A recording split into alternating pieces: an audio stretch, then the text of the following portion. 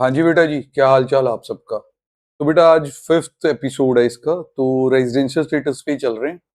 आज बात करते हैं थोड़ी सी एचयूएफ की। तो इंडिविजुअल हमने देखा है काफी आता है पेपर में जब रेजिडेंशियल स्टेटस की बात करें। एचयूएफ थोड़ा अंडररेटेड है, इजी बहुत ज्यादा है, क्योंकि एचयूएफ आपका रेजिडेंट प्रूव हो जाएगा अगर होल या part of control is in India.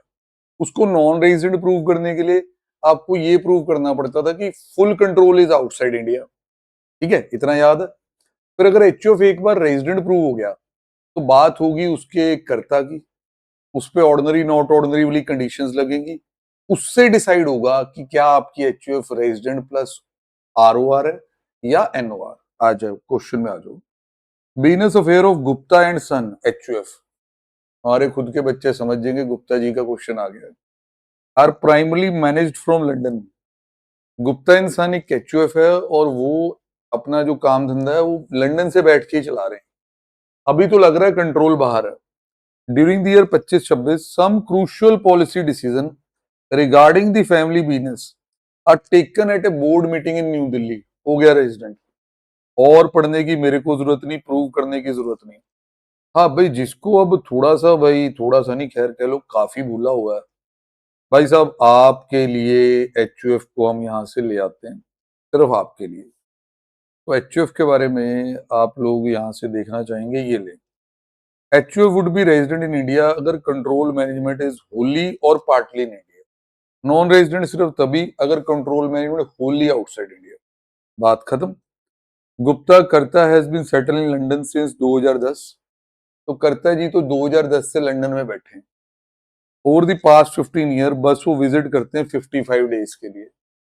Sir अगर आप एक साल में 55 के लिए आ रहे हो तो आप इजिली एनओआर प्रूव कर दोगे अपने आप को, आपको पता ही है। ठीक है, तो यहाँ इधर रेजिडेंशियल स्टेटस तो मेरे को बहुत आसान लग रहा है। तो पहले हम रेजिडेंशियल स्टेटस की बात कर लेते हैं। कंट्रोल मैनेजमेंट की बातें करने के बाद, पार्टली इन इंडिया लिखने के बाद एचओ को रेजिडेंट बोल दिया गया है। अगर अब एचओएफ आपकी रेजिडेंट है because of the part control is in India, तो हमें कर्ता पे 66 चेक करना होगा। अब 66 दो तरीके से होता है। अगर आप आरओआर प्रूव करना चाहते हैं तो आपको ये प्रूव करना होता है कि 10 में से 2 बार रेजिडेंट है, साथ में आपका 730 है। ये एंड होता है, दोनों कंडीशन है ध्यान। नहीं तो आप ऐसे और फॉर्म में भी कर सकते हो। तो भाई इन्होंने थोड़ा टाइम ज्यादा लिया।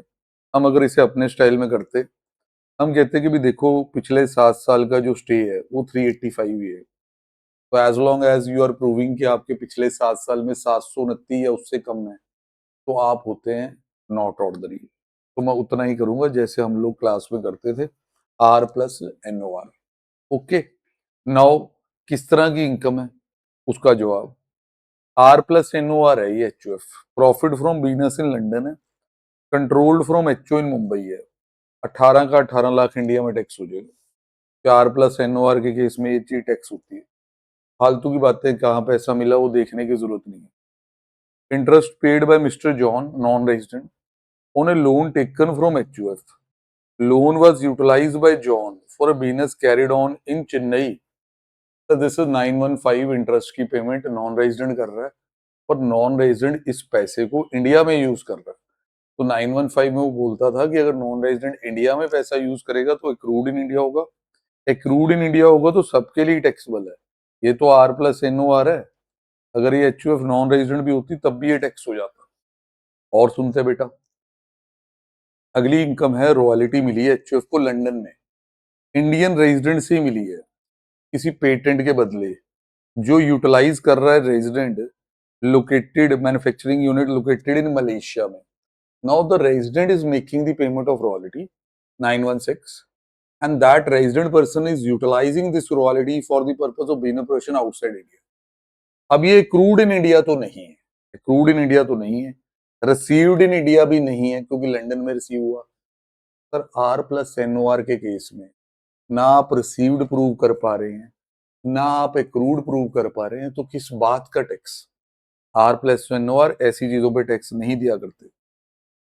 सारे क्वेश्चन में बढ़िया पॉइंट रखने की कोशिश की है। अब फीस मिली है जी टेक्निकल सर्विसेज की गवर्नमेंट ऑफ इंडिया से। सर अगर गवर्नमेंट आपको एफटीएस पे कर रही है तो एक crude in India he prove होना है, आप चाहे कुछ भी हो। वही कहाँ यूज हुआ भड़काने की पूरी कोशिश। भाई payment is made by the government, it is accrued in India, it will be tax R+NOR, चाहे आप NR होते। दुबई देखो जी, दुबई का हमेशा ही पंगा होता कुछ ना कुछ।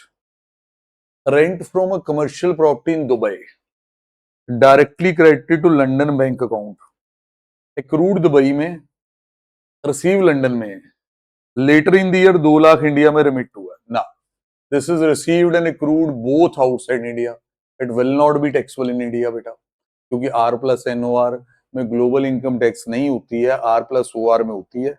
या आपको कुछ तो प्रूव करना था, प्रूव नहीं कर पाए हैं, तो आपका नेट आंसर गुप्ता जी की HUF का 25,50,000 आया। फिर उसके बाद जी मेरा नहीं ख्याल कि इसमें बहुत चीजें कोई टेक्निकल हैं, फिर भी अच्छे खासे नोट्स बना के कॉमन मिस्टेक्स आपको बता दी गई हैं। यू कैन एंजॉय, सारा का सारा जो है गूगल ड्राइव में डाटा रोज डल रहा है, बच्चे वहां से डाउनलोड कर रहे हैं, यूज कर रहे हैं, आप भी करें। डन है जी, अभी के लिए छोटी सी वीडियो है, देख के डन करें।